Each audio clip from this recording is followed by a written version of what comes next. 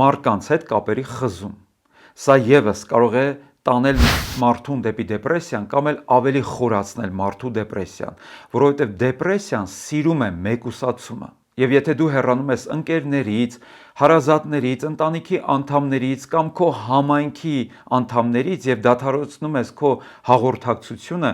միանշանակ դա քեզ ավելի խոցելի կդարձնի դեպրեսիայի համար, զգույշ լինենք այստեղ։ Դեպրեսիան սովորաբար քեզ հետևյալ խոսքերը կրկնել կտա և այդ խոսքերը դավանանքի արժեք և ուժ կունենան քեզ համար, այսինքն դու կսկսես դրանց հավատալ, դա կդառնա քո հավատամքը։ Եվ այդ խոսքերը հետևյալն են. ոչ ոքի հետ չեմ ուզում շփվել, ոչ ոքի հետ չեմ ուզում բառ փոխանակվել, ոչ ոքի չեմ ուզում տեսնել,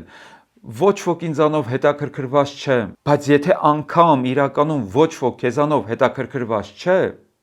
դու սկսիր հետաքրքրվել մարդկանցով և կտեսնես, որ կշահես նաև մարդկանց հետաքրքրությունը քո հանդեպ։ Միայնակությունը դարի հիվանդությունն է, և միայնակ մարդը խոցելի է դեպրեսիայի համար, նևրոզի համար և այլ հոգեկան լուրջ խնդիրների համար, հետևաբար ամեն ձև խուսափեք միայնակ լինելուց։ Եթե անգամ ձեր ներսում դեպրեսիան խոսի, շշնջա ձեր ականջին և ասի ես մենակ եմ ուզում մնալ, ես հոգնել եմ բոլորից, հակառակ այդ կարծիքի, հակառակ այդ մղումների, գնա և սկսի շփվել մարդկանց հետ։ Գուցե միառժամանակ դու վանվես, գուցե միառժամանակ դիսկոմֆորտ զգաս, բայց դա դեղի պես ներծծվելու է քո ներսում և իր արդյունքը տա։ Առողջ հաղորդակցությունը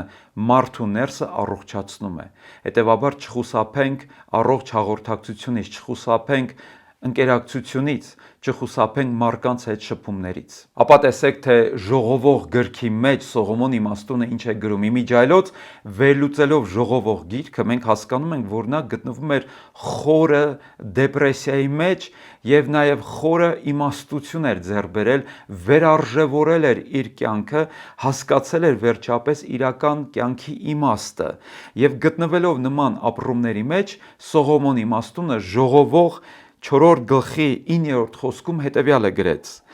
երկուսը մեկից լավ է, որովհետև նրանք վարձ ունեն իրենց տանջանքից կամ իրենց աշխատությունից, որովհետև եթե վայր ընկնեն, մեկն իր ընկերոջը կկանգնեցնի, բայց վայ այն մեկին,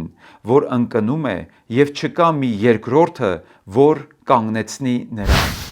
Շատ կարևոր բացահայտում է սա, երկուսը լավ է, քան թե մեկը, որովհետև մեկը խոցելի է, մեկը եթե ընկնի, հենց այդ ընկած տեղն էլ կմնա, փոսից դուրս չի գա, բայց եթե երկրորդը լինի իր կողքը, ապա նա օգնություն կունենա։ Հետևաբար սա աստվածաշնչյան կարևոր ճշմարտություն է։ Վերջիվերջո մենք տեսնում ենք, որ Տեր Հիսուսն էլ ասաց. որտեղ երկուսը և երեքը հավաքվեն իմ անունով, ես այնտեղ նրանց մեջ եմ։ Նա էլ է ուզում հաղորդակցվել մեզ հետ, և նա չի ուզում, որ մենք մեկուսանանք և կտրվենք մեր միջավայրից և մեր բարեկամներից։